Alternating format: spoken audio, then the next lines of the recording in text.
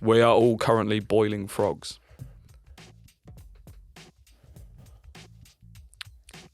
Are you a boiling frog?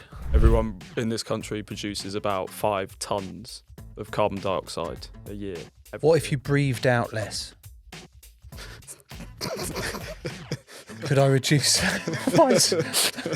I flew to Dublin, like Scumbag. yeah, Call dickhead. yourself a climate Why change didn't you consultant. walk? Yeah, Why didn't you walk? yeah. And then Why didn't I swim? Yeah.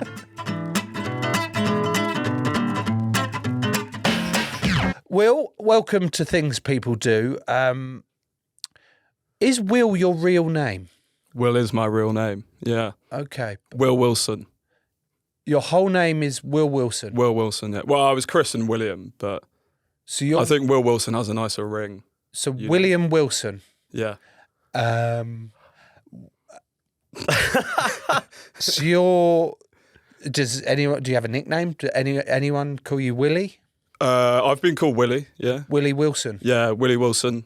Generally just Wilson. But a lot of people go for the full thing. Do they also So go every with time, Will Wilson. Wilson? Yeah, I've had that a lot. The best one I ever had was Won't Son. Won't son? Yeah. What? Oh, As in, Will, like, won't. Will won't. You're trying to compute what Will's just said. Because you've missed out another layer that before we started recording, he also said that his girlfriend's surname is Wilson. Yeah. Because you're married. We're not married. Oh, we hang just on. have the same. speed at which you went no. Yeah. Careful. Not yet. Okay. Yeah. So We have the same surname. and you're not related, We're not related. which I think is I hope. okay. Yeah. So if you were to double barrel, you'd be Wilson. Wilson. And that's actually firmly on the cards. William Willie Wilson. Yeah. Won't son. Won't son.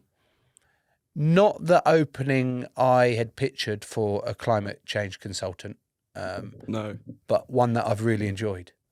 Thank you. Pleasure. And what would you like me to call you today? Will is great. Will do. Yeah. Will do. Will do. Will do. Well, I will then. Oh. Right. Right. Will, you're a listener to the show, aren't you? I am. Okay. I am a fan. So it might come as a surprise to you that the guy to my right is actually Ryan, the producer, not Tom, the co-host. Sorry to... What a treat, though. Tom is unavailable today, and we have the legend that is, because you're usually behind the glass. Aren't you? Yeah, it feels really scary. With all the power. being in here. He's usually behind the glass. Up in with front of all the lights power. now. And now, you remember that time where you asked me to try being the producer? Well, Ryan's buggered off to have a baby. Yes. So I'm just getting the practice in. You know, I showed how easy it was to do. Yeah, well, Now's the opportunity to see how you do in front of the camera, in front of the mic. So far, how are you finding it?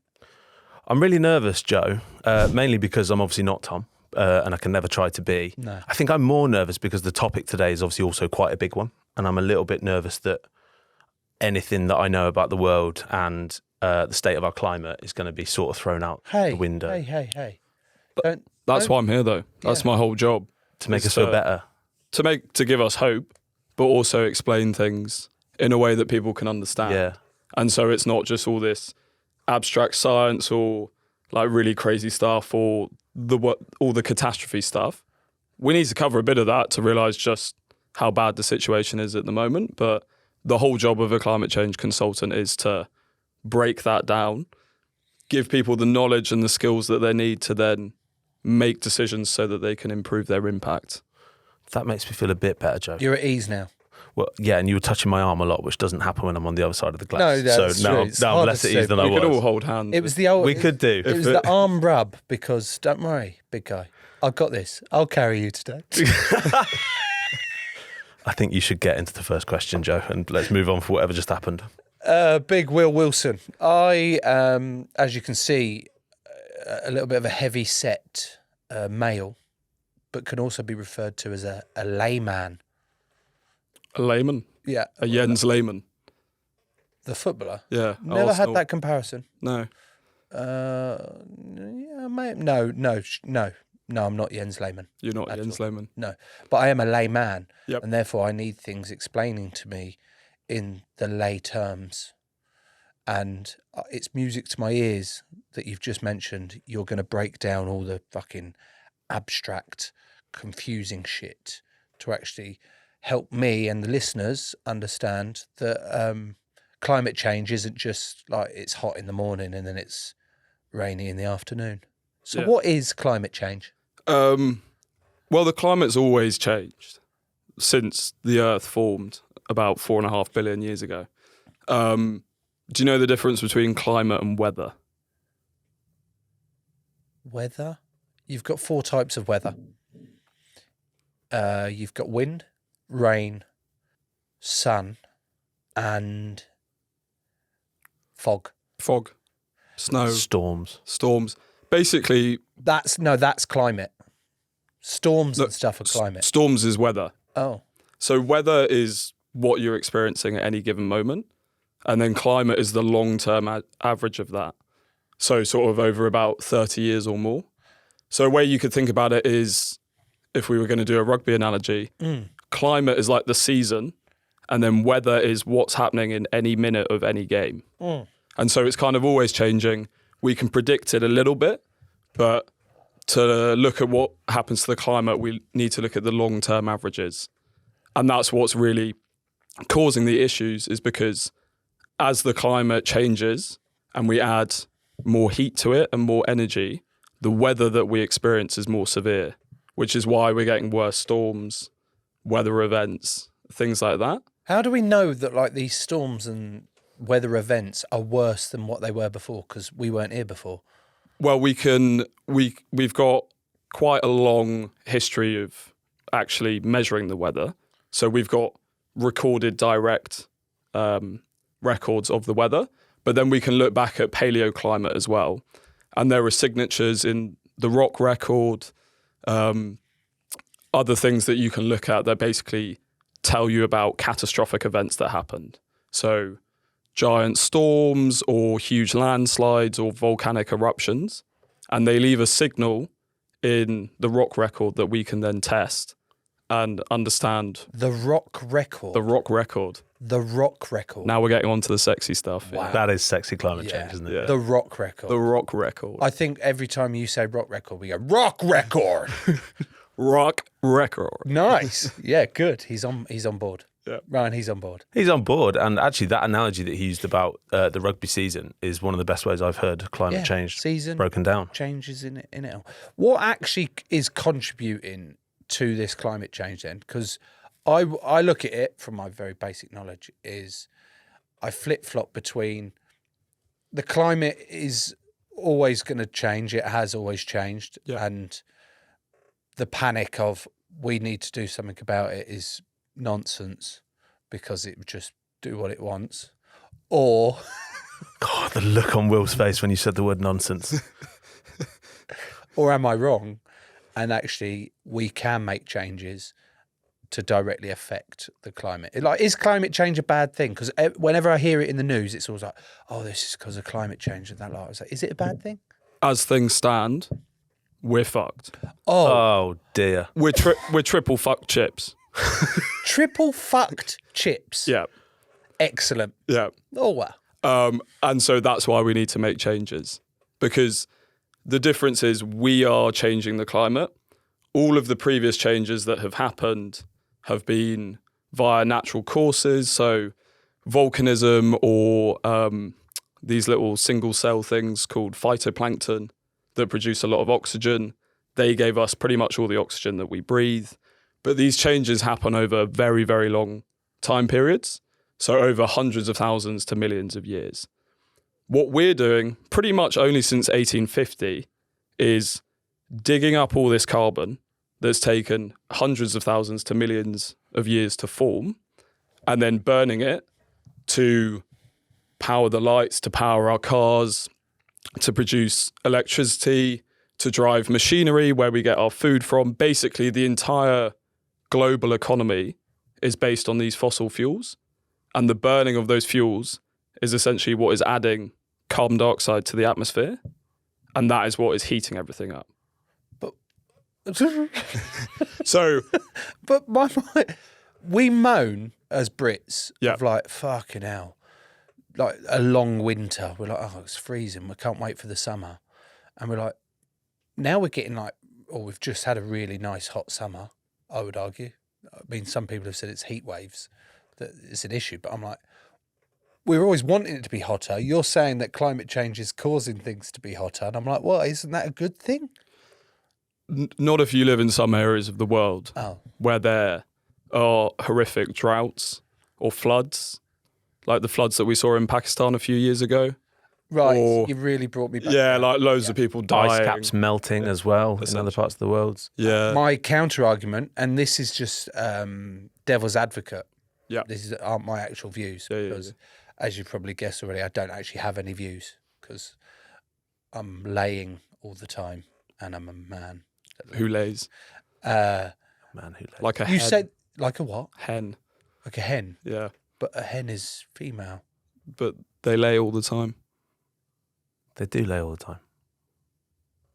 I don't think that's the key point here, is it? So I'm No, not sure why I yeah. just called you a hen. I think someone needed to. The key point I'm trying to make is you say that melting ice caps are bad. I could argue it. It means there's more water. Is that a good argument, Will? Not really, because it melts into the sea. And so we get sea level rise, which causes the problem of flooding. You see, what we want as humans is fresh water to drink, but those ice caps melting, we're not going to get any of that water. Can't we like take the salt out of seawater via the process of osmosis You can. Desalinization plants. and that? You can do that, but it's not very energy efficient. But I mean, that is one of the things that's one of the routes we might have to go down if we're getting the kind of water scarcity that we're seeing in some regions of the world. Places are just turning to desert. I think I've got off to a really bad start here, Ryan. I think you've not really grasped how serious climate change is, No. which obviously we'll continue to delve into Oh, well, as the let's- episode goes on. No, you're asking all the right questions. I'd like Which to is think good. I'm not on my own. I think there's a lot of people out there that haven't grasped them. 100%. Sorry, and I think that's- grasped the seriousness of the situation. But that's why Will's here, to really like hammer home that me being as thick and as naive as I am, I can make changes, can I, to help? You can definitely make changes, yeah. Maybe if I break it down with another analogy, it might help. I So, like analogies. I also really like the word analogy. Analogy. It's quite Several hard to parts of say. it- several parts of it I really enjoy. Yeah. Especially the first part. And now we're back to your level. Please continue, Will. And so when we put these greenhouse gases, you familiar with that term? What is a greenhouse gas? So a greenhouse gas is any gas that traps heat in our atmosphere. And the reason they're called a greenhouse gas is because it works in a similar way to a greenhouse. So light comes through of a certain wavelength and energy. Some of it is absorbed in the greenhouse, and then it reduces in wavelength and energy a little bit, and it then can't escape. So you can kind of think of the glass as like a sieve, and the energy comes in, but then it can't escape. What the greenhouse gases in our atmosphere do is the exact same thing. So the energy that we get from the sun can come through the atmosphere, it hits the earth, and then some of it goes out, and those gases trap the heat. So they are what is causing the problem, is those greenhouse gases. Don't you think it's confusing though? Because I always thought a greenhouse gas was something good. Because when I thought of, Of course you did. because when I think of greenhouses, what do you think of when you think of a greenhouse? You're like, oh, that's nice. They're growing some plants in there. It's great. It's really good environment for the strawberries, tomatoes to fucking grow and lovely. And I go, Yeah. So they're bad. Greenhouse no, gases you're are bad. you're not wrong. Without that effect, if we had no atmosphere, the average global temperature would be minus 18 degrees. Wow. It's not good. So life would have never evolved because we'd have no liquid water. The entire oceans would be frozen. So we need it to have some of that heat and the nice summers and things. The trouble is, the more that we add, the hotter it gets. And that causes all of the issues that we're going to see. So if you think about the atmosphere as a bathtub, Good. okay? Yeah. I'm in the bath. You're in the bath. Yeah. Am I in it or am I watching the bath? You can be in the bath, Is yeah. the bath I guess we live in the atmosphere. So you're in the bath. Yeah. Water's coming in, nice warm water from the tap. Nice. Trouble is, we keep opening that tap wider and wider and wider. More and more water's flowing in. I can't swim. And we're getting close to that bath overflowing. No. Yeah. No, because that's going to leak. There's a hole in the tiles. Well, on the floor. the trouble is, at the same time, the plug hole that's there is getting narrower because we're not only adding greenhouse gases into that bathtub, we're also removing things or destroying things that remove those greenhouse gases. So things like the rainforest, we're screwing up the ocean. We're ripping up grasslands and soils and peats that are really good at sequestering or removing the greenhouse gas. Sequestering. That's a Sequestering. word, isn't it? Sequestering. Yeah. What does sequestering mean? Just remove, but kind of remove. Less exciting than I thought. Yeah. Let me just introduce you to my friend Ryan. He's also a layman. Yeah. Sequestering. Sequestering. I guess remove and lock up for a long amount of time. I might sequester that question at Yeah, the edit just- afterwards. Well played. Yeah. Good. Yeah. Is sequestering. What is it again? Sequestering. Is sequestering related to equestrian? Not that I'm aware of. Could I put that in a sentence that, like, You, I'm sequestering my need to do equestrian things? yeah. It checks out, I think. Thank you.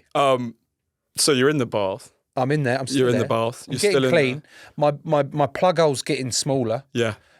Yeah. Like The both analogy always both feels the dirty analogy- for some Did, reason. yeah, that did, didn't it? Yeah. Both the physical plug hole's getting smaller, but also the metaphorical plug hole, as in my arsehole, Yeah. is getting smaller from panic. Yeah. The So what anus we're is doing- the the anus anus is shrinking. It's fucked. It's gone.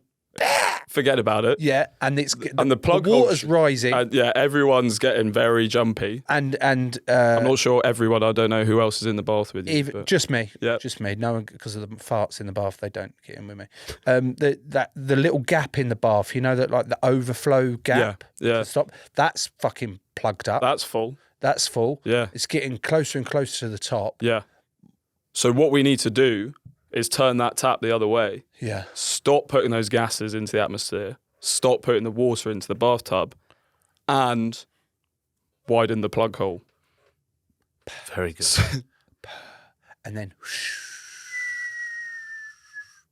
And on a scale, Will, to, from the beginning of the bath being run to overflowing and Yep. everything's fucked, where are we at the moment in terms of our climate? So the critical threshold that most people give is 1.5 degrees of warming on average since 1850. And now you might think 1.5 degrees doesn't sound like a lot. We get big temperature variances every day, but that's the global average. And that leads to significant issues if we pass that threshold. At the moment, we're at about 1.3 degrees of warming on a long-term average. So we're very close to that bath overflow. so that 1.3 is gone up since 1850. Yeah. And before 1850, from the beginning of time, Yeah. what was the scale of change? So for the last 10,000 years, we've been living in an era called the Holocene. Holocene. Holocene. Holocene. Holocene. Holocene. Yeah. I love these words. Yeah. Going. It's good, isn't it? Yeah. Lots Yeah. of good words today. All the, Good. yeah. the Equestrian. sexy climate stuff. Yeah, sexy climate stuff. Sequestering. And so that era has been very stable climate. It hasn't really changed much, which is what allowed civilization to flourish as we know today. Agriculture, all these kinds of things that have led us to where we are today. Before that, the climate was much more variable and some crazy stuff happened previously. And there would be huge swings of temperature, long-term climate conditions. 35 million years ago, we didn't have any ice caps. Antarctica, there was no ice. It only started glaciating I say only when we talk about like paleoclimate and geological terms, we use like crazy long amount of time. Yeah, because like for us, we can just about think maybe on a scale of like 100, maybe even 500 years. No. Beyond that, it's all a bit mad. So 35 million years is just an insanely long amount of time. It's a long time, that. But we could, with the rock record, we can look back billions of years. This episode is brought to you by Huel. When I stopped playing rugby, my routine went out the window. I'd go into the club every day, the consistency of training and nutrition, it was all laid out for me. When I retired, that just all stopped. Life is actually busier now with 4 kids, 3 dogs, a tortoise, and this podcast to record. It's such carnage, I sometimes struggle to squeeze in breakfast. But luckily, I've got my Huel Black Edition ready to drink to keep me going when the mornings are mental. It is honestly unbelievable. Less than £4 a meal, 35 grams of plant-based protein, and 26 essential minerals and vitamins. If you work it out, maths-wise, it's just really good. It's gluten-free, it tastes great. Silly good. And just when you thought Huel had it all covered, they've gone and dropped a brand new Super Greens drink. Super Greens! In a can. And it is sparkling, refreshing. It's got 41 vitamins, minerals and superfoods, 3 grams of fibre and less than 1 gram of sugar. And it says here it's 25 calories. 25 calories? How can it have all that and only be 25 calories? Amazing. Huel makes healthy eating simple. Things People Do listeners can try both today with £10 off their purchase using my exclusive code TPD. How are you feeling at this point, Joe? From what you've learnt so far about the climate? Well, I'm worried that since 1850 we've gone up 1.3 degrees, and you said that the critical climate, what was the next bit? Threshold is 1.5. Yeah. So we've got, from my calculations, 0.2 degrees to go before we're really stepping up the fuck record. Yeah, the fuckery will kick in. You know what I mean? Yeah. It's, Quadruple but fuck how chips. long? But then the maths really struggles, because how long have we got to go? If we carried on the way we're going, how long potentially have we got until it does hit 1.5? Yeah. So we think about things in terms of a carbon budget, which is how much water we can still put into the bathtub. So at the current rate of emissions, we're looking at about 6-7 years. 6-7 years? What? Until we use up that budget. Yeah. I don't want to state the obvious here, but I will. That's not long. It's not long. I was hoping you would say 60 to 70 years, because then I'd be dead and I'd be that selfish guy that just goes, well, Yeah. kids, you'll have to deal with this. Yeah. Do you know? Yeah. But Good no, luck. apparently I'll still be here. We'll still be here, Ryan, where we actually have to deal with fuckery. Well, that's interesting though, Joe, because I think when I think climate change, and it's obviously, it's always been talked about, isn't it, in the media and just a lot really in the public space. However, it's one of those things that's very easy for people to say, well, it doesn't seem to affect me at the moment. And it's very easy to say someone else will fix that, or, you know, but when you've just said that 7 years, we could potentially be hitting the threshold. Yeah. That all of a sudden makes you feel like we ought to think about Shit, we need to start. We need to changing. sort our shit out. Yeah. Well, okay, whilst we're on that, what sort of things can we start doing? Like on a small individual basis compared to Sure.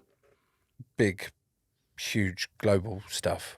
See that sentence? I've really come out with great words. It was really good, yeah. Sorry, thanks. Like, what can I do? What can Yeah. me and Ryan do? Can we turn all the lights off now? We could turn all the lights off Would now. that yeah. help? I mean, it wouldn't be great for the recording, I guess. Yeah. Visual. But visual, then visual recordings take up more streaming space, so you need more energy to host them. Oh no. Yeah. But it's not all bad. Hope is not lost. So if we think about what you can do on a personal level, there are some pretty simple things. Your electricity at home, are you on a renewable tariff? What's a renewable tariff? So when your energy provider produces your electricity with renewable energy sources, so like solar panels, wind turbines, geothermal. Geothermal. Yes. Is that when you live underground? Yeah, and so use the mud to warm your house? Yeah. You sink pipes into the ground and then you use the temperature differential to heat up water to create steam to drive a turbine to produce electricity. I don't think I'm on that. Are you on any? We'll have to check that when I get home. Yeah. Let's say I'm not for a second. So go and check which energy provider provides your electricity. Okay. And then go on their website. Normally they'll show it straight up. If not, contact them and they should be able to tell you. And if you're not on one, then either get the same provider to put you on one if they can, or if they can't, chin them off, move to one that can. Chin them off. Chin them off. Chin them off. I think we should chin them off. Electricity is one thing. Thinking about reducing the amount you consume and waste as well. Food waste is a crazy one. Globally, on average, every year, we waste about half the food we produce. Really? Which is mental.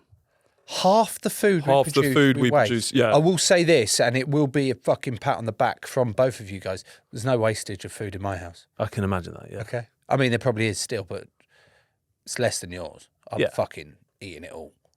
Well, that's good. Thank you. Yeah, which seems mental to me because not only are you wasting food, you're wasting money. Because obviously you're buying that food and then you're literally just throwing away food and money. And the amount of processes and energy that goes into producing your food is a lot. So thinking about how you can reduce waste and consumption is a big thing. Something that a lot of people don't think about is check your pension. So that seems like a weird one to say. Have you got a pension, Joe? I don't know if I do. Or any investments. Let's not talk about them. Yeah.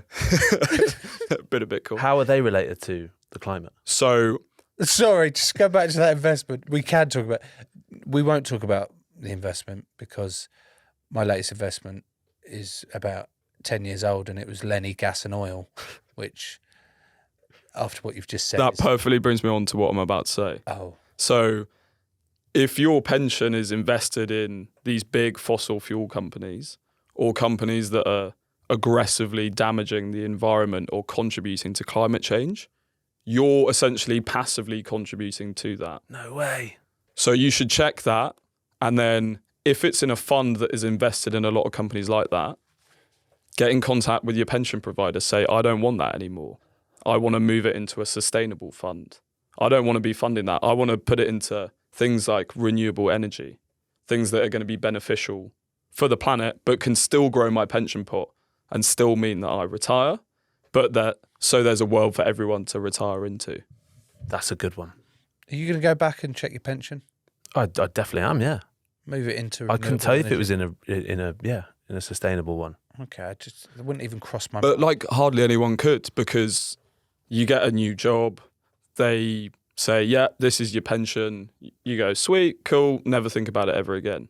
So what I'm a big advocate for is always making the sustainable fund the default option, because so many people aren't looking at it. If you do that, then it means the vast majority of money is going to be invested in positive things and not these things that are actively fucking up the planet. Right, so we've got changed your heat sources in your house. Yep. And solar panels and wind turbines and stuff like that, and changing pension options like that. What about any like actual more practical day-to-day advice? Like, does it make a difference if I only have a 2-minute shower instead of a 5-minute shower? Does it make a difference if I turn off the lights in my house when I've left the room, or can I leave one on? Or Every little helps.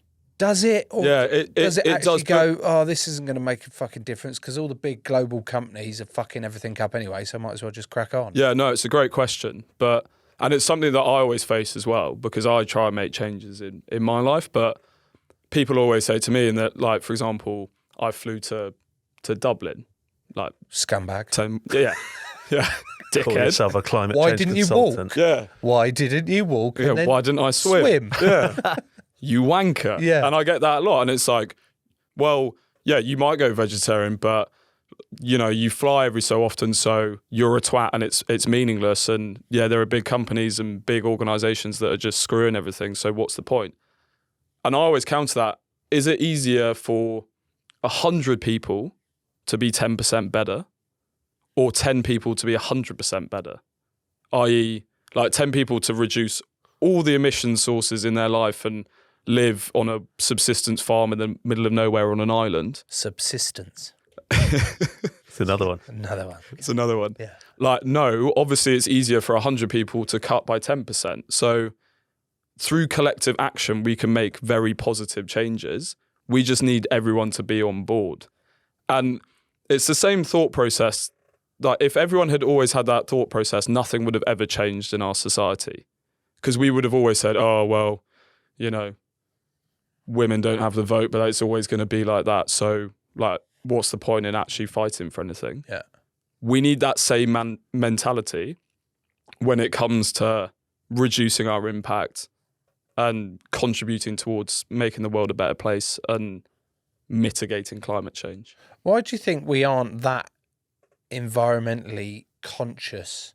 Like, why aren't we? Yeah, I think a big thing. So where I get all of this from is I'm a bit of a country bumpkin. Like, I grew up in the countryside and I have a very strong connection to the land and like a love of nature. I think generally a lot of people have lost that. And so we don't really feel the changes that are going on around us or necessarily care too much. Like, we might watch a David Attenborough and go, oh God, like the polar bears are losing their habitat, or this is heartbreaking, or this is really sad. Turn it off, maybe feel sad for half an hour, maybe even a day or two, but then just kind of slip back into your everyday life and not think about it. Because it's easy not to think about these changes. And sadly, climate change is an inherently unfair thing, because the top 1% of the world in terms of wealth are the ones who are responsible for so many of the emissions and these greenhouse gases.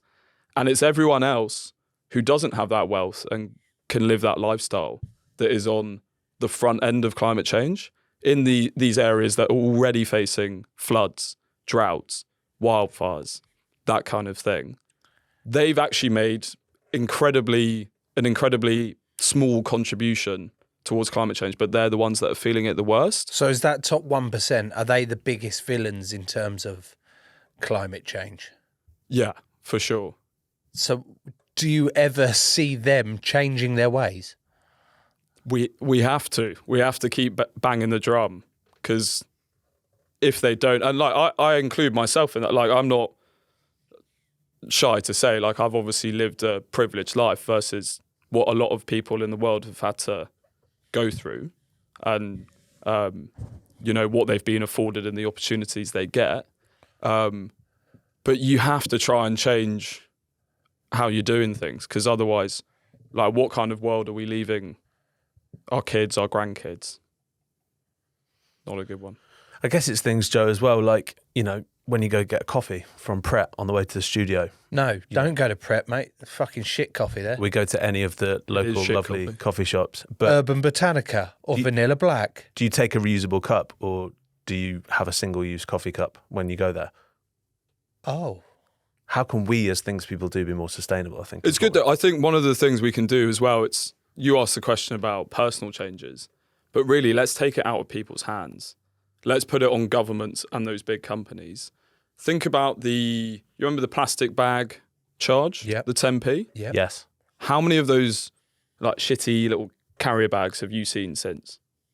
None. You've got the kind of ones that cost the 10p, but they're a bit more robust. Yeah. You've probably got a cupboard full of them. Closer to 35p these days, isn't it? Yeah. It's penny. But like, that was so effective because overnight, those flimsy carrier bags, they're gone. So it's doable. It's doable. It's doable if we actually bang the drum and Yeah, get people and to make change the that sustainable level. option either the same price or cheaper.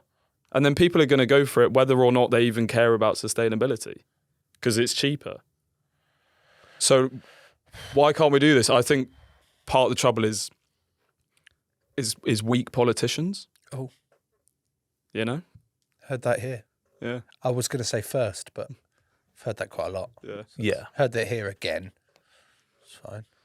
'Cause before they get into government, they all have all these big ideas, but then as soon as they're into power, then things slide again, and we just fall into the same cycle. So we just need to break out of it. But the thing I want to keep reiterating is there is still a chance, and there is still hope, and we can make these changes. Would you bring in rules against single-use plastics? Because Yeah. that must be an absolutely huge one, is it? Yeah, for sure. Yeah, ban them. Why not? What's stopping us doing that? But I would say if we ban it here, you go to somewhere. Whenever I've been to Japan, everything is fucking packaged. Doesn't like the apples are individually packaged in a package, and there's even more fucking packaging around it. And I'm like, doesn't matter what we do back in the UK. But we still have to make that change. And if we're part of it and if we drive it, then hopefully they adopt it elsewhere. The classic argument as well is like, okay, well, we can decarbonise our electricity grid and we can put all these solar panels in and these wind turbines. But what's the point if India, if China are just going to keep burning coal for their Goes back grids? to that point of you've got to make a change somewhere. But the difference is India is now 50% renewables. They hit that target the other day, 5 years ahead of schedule.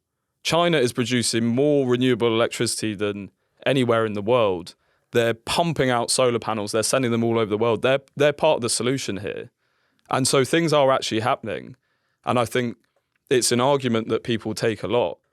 And it's like, oh, well, what's the point? Because no one else is doing it. But they actually are. And we need to plug into that and just work as a collective. That thing about being 10% better, Joe, I feel like if everyone took that on board, we'd be in a better place, wouldn't we? Well, if it's funny you bring that up, Ryan, because if everyone was 10% better, that would mean in this country we would end up being 68 billion% better. I don't think that's how it works. I think it would be 10%. I think, yeah, collectively it'd be 10%. No, because if you take, how many people live in this country? 70 million, give or take. Oh, we'll go with 70 then. It's easy. You were close to 68, yeah. It's easier for my maths. If 70 million people were 10% better, we would be 700,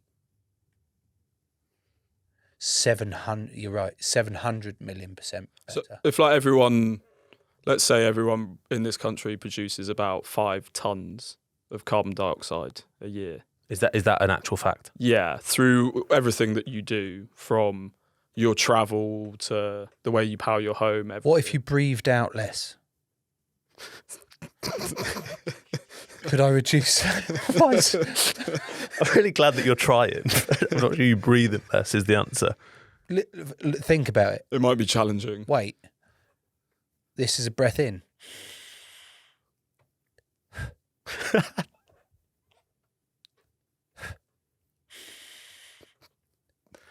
It's like when you're trying to get rid of hiccups, you know? I don't think breathing out is the right option. Go with your recommendations. What were we talking about again? Oh, no, the breath thing. Really confused you with something. Absolutely. Yeah, so if we all reduce... We've got 5 tons of carbon. 5 tons, yeah, per Each person. person produces 5 tons of carbon. CO2 per year, yeah. And it changes... From like buying shit, eating meat, using showers, on average, breathing out. And it varies by country as well. So the US, they're up at like 15, 17 tons. Wow. China per person is increasing the whole time. Yeah. You know, you both laughed at me saying breathe out less. Yeah. My point I was actually trying to make was if we got healthier and we were more efficient with our breathing, would it actually make a difference? And I don't just mean your breath, I mean healthier in general. You know, Healthier in general, for sure. Yeah. Yeah. so less fat. Yeah. Look at your diet, more plant-based. Red meat in particular is pretty bad, produces a lot of emissions to get that red meat on your table. Lamb is quite bad, that flies under the radar. Prawns. Prawns? Prawns are pretty bad. Prawns are fucking good. Well, I mean, prawns are delicious, don't get me wrong. Yeah, But prawns are bad. yeah. Why are prawns so bad? Why has that been a red flag? Because they generally get farmed in Southeast Asia. And so there's, to farm them, you need I to, prefer mine from Honduras. yeah. Or langoustine, darling. Yeah, they get farmed, so prawns are bad. Yeah, so they get farmed. Farm fish in general is pretty bad because what do you feed farm fish with? Other fish? Other fish. Fuck off. Yeah. I've heard salmon.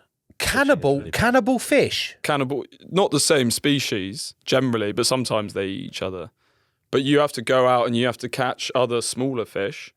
And then what they'll generally do is pulverize them up into a sort of fish oil or fish meal. Or a boilie, as Jasper would say. Sorry, Jasper's just got into fishing at the minute, and he, the other day, wanted to make some boilies. And I went, what's a boilie? And he said it's the little bit of food that you can do homemade and put it on your hook. And he wanted some sweet corn, chili powder, tuna. Feeding fish chili powder. Apparently it attracts them. Those are some bougie fish. Sorry. I have to Back to review your point. Jasper's fishing protocols after this. Okay, episode. fine. Yeah. Yeah. And krill is a big one as well. Krill. Tiny little shrimp-like Yeah. creatures that The there's whales eat. that Don't the whales whales eat. Hey, at the top of the show, you said something to do with amoebas. No, phytoplankton. plankton. Yeah. That's it. You need some plankton brew. Haven't the whales got some responsibility to take from this? Because they eat a fuckload of plankton, and if they're eating it all, that means we're getting less oxygen. They're actually part of a thing called the biological pump. The what? The biological pump. Whales are part of the biological Logical pump in the ocean. and that's a good thing, It's is a it? good thing. So whales eat shitloads of krill, Yeah, shit it all out, yeah. and then other organisms in the ocean break that down, and then it sinks to the bottom of the ocean and locks away the carbon. But it also provides nutrients that sustain the phytoplankton that produce the oxygen and draw down the CO2. So whales are actually really important. And this is what we're understanding about the entire world. Everything is interconnected. And so if everyone got a bit more mycelial, then I think mycelial. Wow. Mycelial. See, it sounds like the whales are doing their 10% that we should be doing. How many whales are there in the world? Oh, we won't go there. Not enough. We need to Not stop enough. We killing. need more whales. Stop killing whales. Yeah, stop killing whales. I think Yeah. is the main takeaway. Moving on to a different part, Will. Obviously, AI at the moment is going insane. Yeah. Is it true that every time you make a request on ChatGPT, it uses a ridiculous amount of water? It is true, yeah, and energy. So data centers that power the internet, streaming, searches, AI, which is the infrastructure. Like we think of the internet as this ethereal thing, but there's a lot of hardware and infrastructure that goes into supporting it. And these data centers are necessary to host all of the servers and store all the data in the cloud. They require an unbelievable amount of water because they get extremely hot, these processing units. So you need crazy levels of air conditioning, which you need loads of water to run.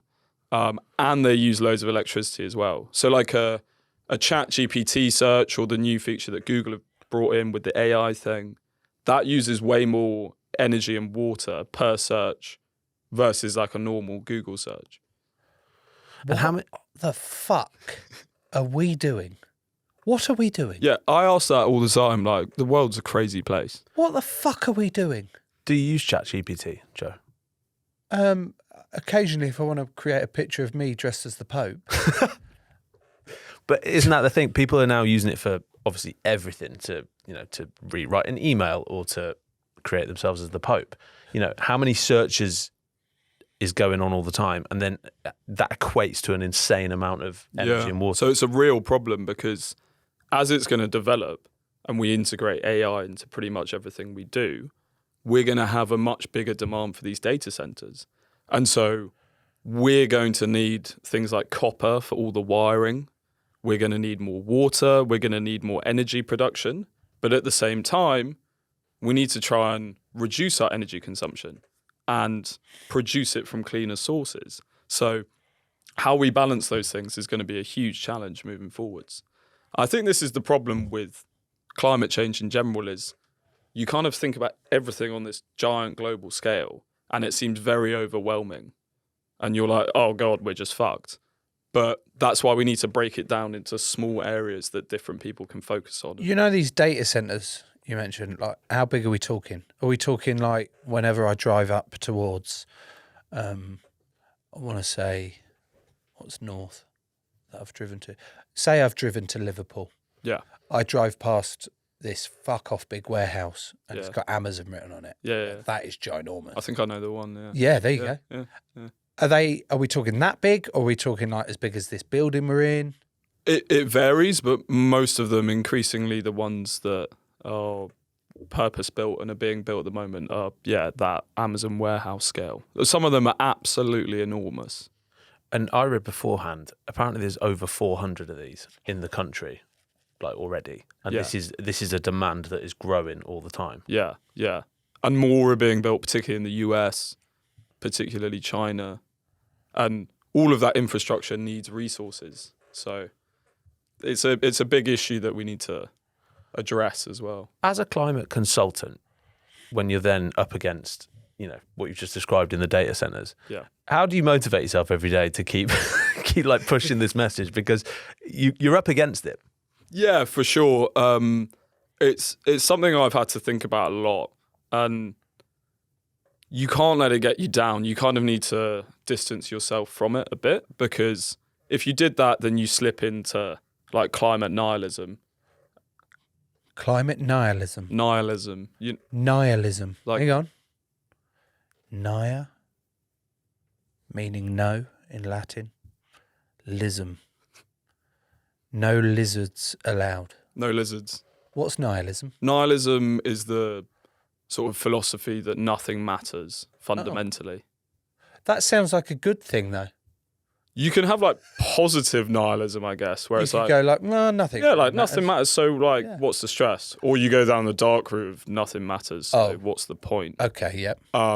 With climate nihilism, it's sort of, we're fucked anyway. Let's live our best lives and do whatever we want to do. No go. Let's not do climate nihilism. Let's not do climate nihilism now. So that's not a route I've ever wanted to go down.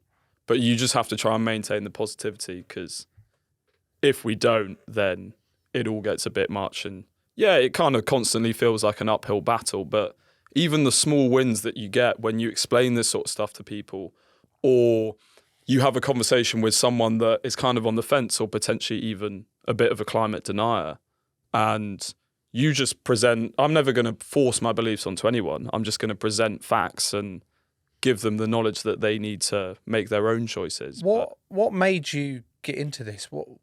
What's made you so passionate about connecting back with the earth and basically saving the world? Yeah, I think, as I said, just growing up in the countryside and being really in tune with nature, spending a lot of time outdoors, a love of wildlife and the natural world. Like, there are some amazing places on this earth that would just be such a shame that if we fucked it all up, And I think about, I've got a young nephew and a niece. I want them to be able to grow up and live in a world where they could see whale sharks or incredible animals that we have on this planet, or experience amazing environments, or even, see the snow or the ice caps. It's something that I think we should always try and leave the world in a better place than we found it, is a good philosophy to live by. Not everyone has to believe that, but I think that's something that drives me. That might be one of my favourite answers we've ever had on this show. Leave the world in a better place. Yeah. But how often do you come across climate deniers, Will? Because everything that you've just said there and everything that you've told us is, it's really valuable for us to listen to. And it's obviously the only answer in our head is, well, yeah, we need to be better. But how often do you come across people who just don't want to hear it? And what arguments do you normally get? Yeah, probably less full-on climate deniers. But I've definitely had conversations in the past, and all I do is just present all the facts. I think one thing, the main challenge I come up against is people thinking it's not so bad. And the problem that is causing that is we are all currently boiling frogs.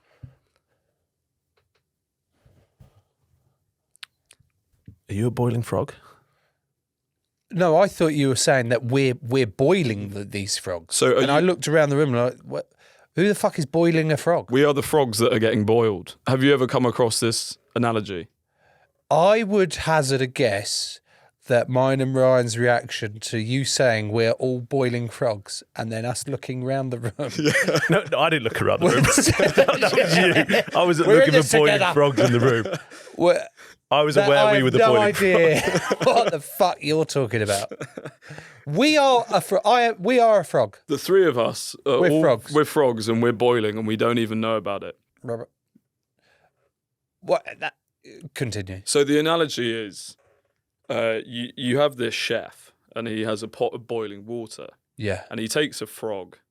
And he's obviously not the world's most conscientious chef or that ethical, but he takes this live frog. Oh, he's alive. It's alive. Right. And he drops the frog in the pot of boiling water. Now that frog is like, fucking hell, it's hot in here. I'm going to jump out, and isn't an idiot and scarpers out. But the chef then changes tack and he puts the frog in the pot of water, which is cold, and he turns the heat on, but quite slowly, and builds it up. And the water gets warmer and warmer. And at one point, the frog's like, oh, this is actually quite nice. I actually even quite like it in here. But then it gets even hotter and hotter. And the frog doesn't realise until it's too late. And the frog is boiled, dead, gone, eaten. And so that's what's happening right now.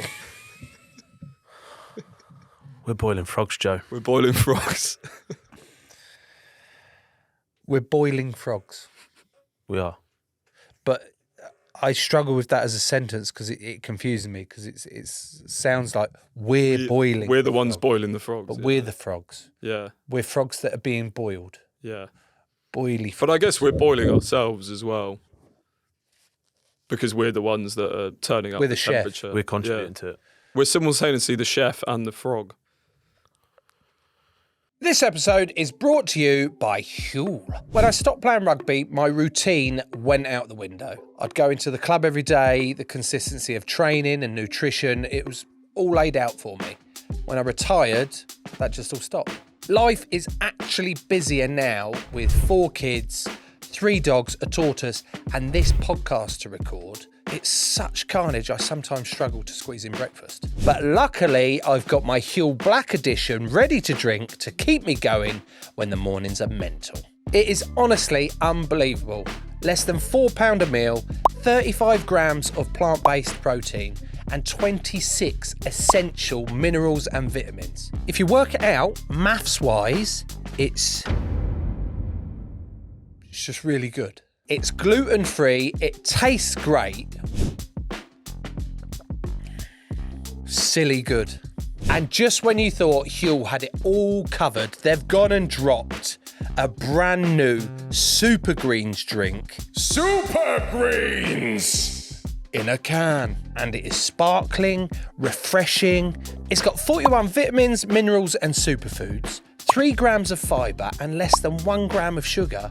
And it says here it's 25 calories. 25 calories? How can it have all that and only be 25 calories? Amazing. Huel makes healthy eating simple. Things People Do listeners can try both today with £10 off their purchase using my exclusive code TPD. Joe, you've learnt a lot of new words today, so I'm going to lighten this up again. A lot of new words. Yeah. So I want to test you on a couple of these. What is the ozone layer? Ozone layer. I want you to guess what these are, and then we'll then ask Will what they actually are.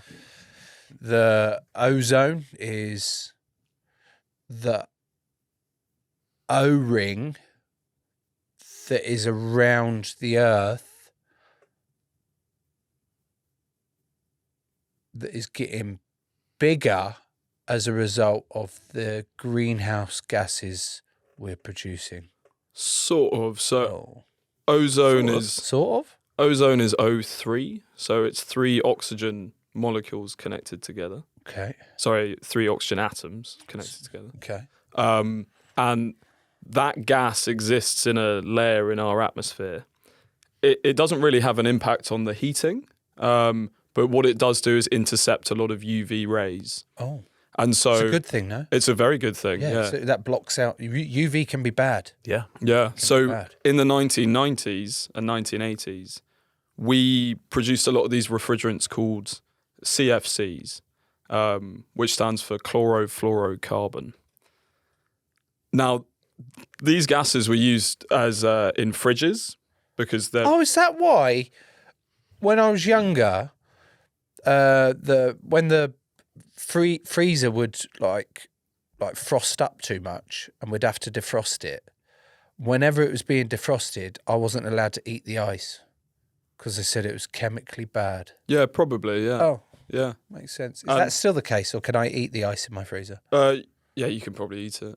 Sweet. I mean, Well, that saves me buying a pack of ice, yeah, which is packaged, and then in turn, my way of contributing reducing to a saving the little world. bit. Yeah. Yeah. My And so- footprint will be, Yeah. Saving on the plastic that's covering Exactly. the ice. Yeah. So these gases that were used as refrigerants, what we didn't realise was also destroy ozone.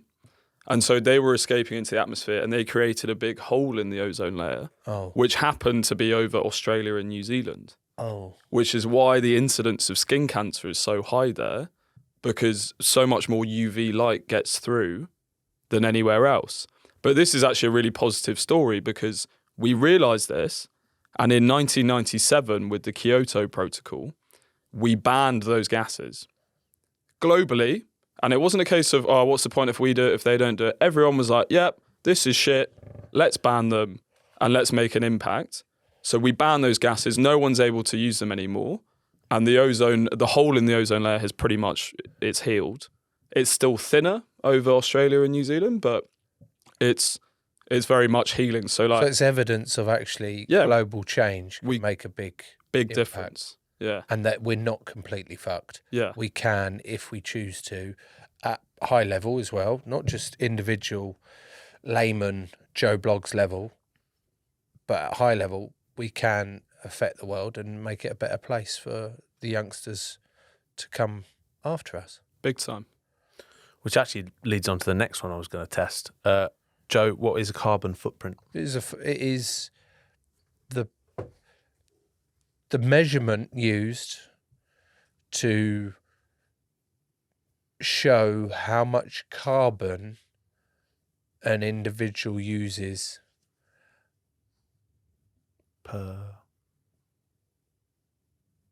Per year. Bang on. Yeah. And I actually always picture like a big black footprint that I've made having trodden some ash or charcoal and then made it. Yeah. But this carbon footprint comes as a result of how often I use my iPad, how many miles I drive in my car, Yeah. how long I leave the toilet light on for. Yep. Everything, pretty much everything you do, yeah. And what is the average carbon footprint of a person in the UK in 2025? In 2025, yeah, about 5 on average. Again, it massively varies. If you fly a lot, it's going to be way higher. If you make sustainable choices, then you can drive it down. Part of it is tricky though, because it's the system around us as well. There's only so much active things you can do. Whereas you need like the government and big corporations to also make the changes necessary. Because, for example, if airlines could reduce their emissions by using more sustainable aviation fuel or more efficient planes, then it's going to have less of an impact so people could still fly and go on holiday. What we don't want to do with positive climate action is basically just send everyone back to the dark ages and say, yeah, you can't have anything anymore. Because then what's the point? Like, if the whole reason we're doing it is to make the world a better place, but we make our own lives pretty shit and miserable, Yeah. then you've kind of like realised the very thing that you didn't want to happen into happening. So that's why we need big system-wide change as well as personal changes. Next one, Joe. What does biodegradable mean? That means something can break down as a result of living organisms as opposed to being forcibly broken down or burnt. Yeah, bang on. You've done quite well at this. Yeah. Don't sound so surprised. But the trouble is, some biodegradable things, in inverted commas, are just bullshit. And they're not really biodegradable. They just break down into very small pieces, kind of like microplastics. And so when you test them, sometimes you're like, oh yeah, it's broken down, we can't see it anymore. But they're actually still in the environment and they're not actually getting broken down. So we've got to put tight controls around things that we claim are biodegradable. like fairy non-bio. Yeah. Oh, that's Non-bio. But I buy fairy non-bio because I'm told that's good. Should I change that? I'd look into that. Yeah. I'm not sure Will is the expert on fairy non-bio. Well, but I'm glad I've actually brought up my fairy non-bio Actually, washing habit. Someone was chewing my parents' ears off the other day about Physically or it was terrible. Yeah. About fairy liquid in particular, and they were saying that it's really bad.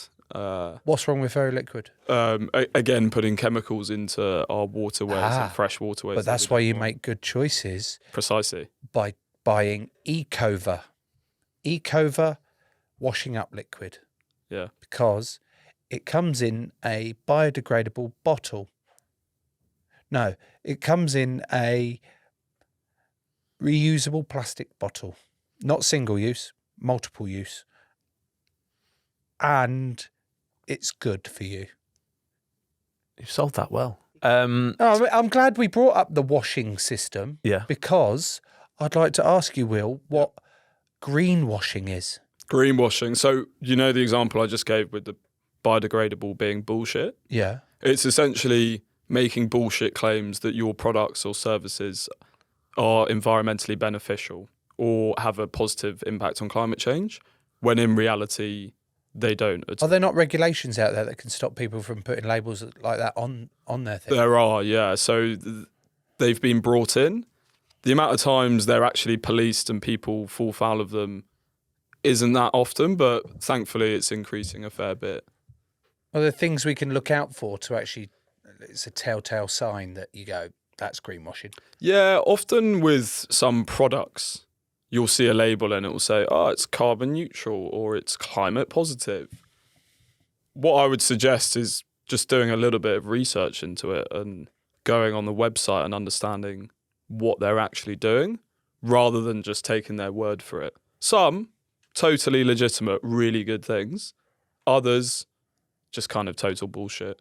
And they're not even reducing the environmental impact or anything like that to do with the product. They're just offsetting the carbon by buying carbon credits, which isn't really making the kind of impact that we need.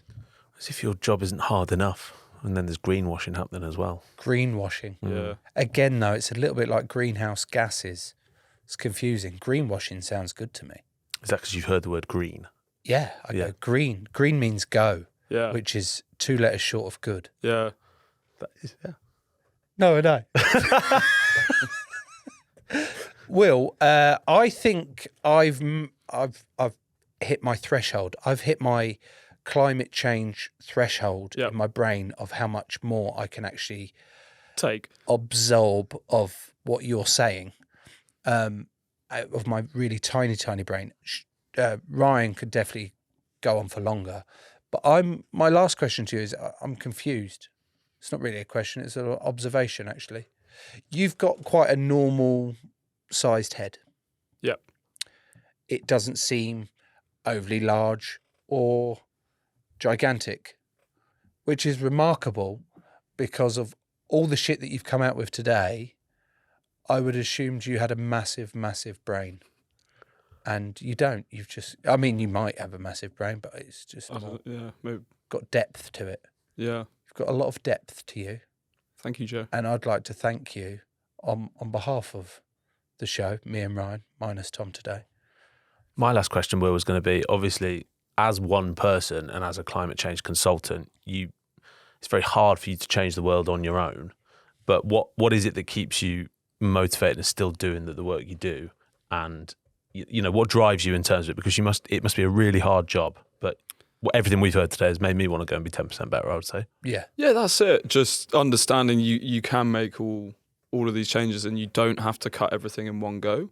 I think, again, as I said, when you think about climate change on a global scale, it's scary as hell because you're trying to fix essentially the entire global economy, politics, everything. No one person is ever going to be able to do that. So all we have to keep doing is encouraging people to take active choices, stick at them as well. That's a really important thing. You know, don't just do it for a bit, but keep going. And we can build that positivity and see a better future. The ozone layer example, that was amazing when all those governments came together and passed that thing. We hope that new politicians coming through can have the same balls, essentially, to actually deliver on what they're promising. And make the world a better place. And for me, that's a really exciting prospect. Because the other prospect is Scary as hell. 7 years away. Yeah, I want to thank you for coming on the show and letting us keep the lights on for the entire time, just for content purposes. Yeah. But also thank you for educating me and really changing my mind and my approach, hopefully moving forward, to aim for that 10% better for the sake of my kids. Because I did come into this probably one of those, not a climate denier, no, but one of those of like, oh, what's the point? The boiling frog. Yeah, boiling frog. Yeah. We're boiling frogs. Let's turn the heat down on that water. Yeah. And just make it like a jacuzzi. Yeah. For the frogs. Let the frogs have a little spa treatment. Yeah. A bathing frog. A bathing frog. Yeah. A bathing frog. All frogs deserve that. And there you was at the top of the show, really nervous, and you've come out with the golden nugget of bathing frogs. Let's turn those boiling frogs into bathing frogs. Things people do trademarked. Going forward, we're going to be bathing frogs. Yeah. William Willie Wilson Wonson, thank you so much, mate. You've been brilliant. No, thank you. It's been a pleasure. Nice one, Will.